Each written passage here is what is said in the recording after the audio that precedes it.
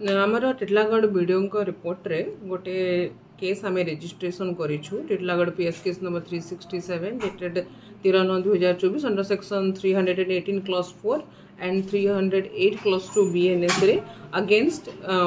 Akash Sahu son of Santosh Sahu village Manigaon PS Titlagarh district Balangir against ये केसटा registration होती जो कि अभियोग होता जे जोटा आम सुभद्रा योजना चली जोटा फ्री ऑफ कॉस्ट रेजिस्ट्रेशन हवा कथा से 100 टंका लोक चार्ज करी जबरदस्ती से फॉर्मटा रेजिस्ट्रेशन करुले एवं से नहीं कि आमर इन्वेस्टिगेशन होता इन्वेस्टिगेशन आम तार सत्यासत्य जानवा को पाइलु एवं वर्तमान तांको अरेस्ट करा आज कोर्ट चला ये इन्वेस्टिगेशन चली जेहेतु यहाँ आम प्रिलिमिनारी स्टेज रे अच्छी फर्दर इन्वेस्टिगेशन आमर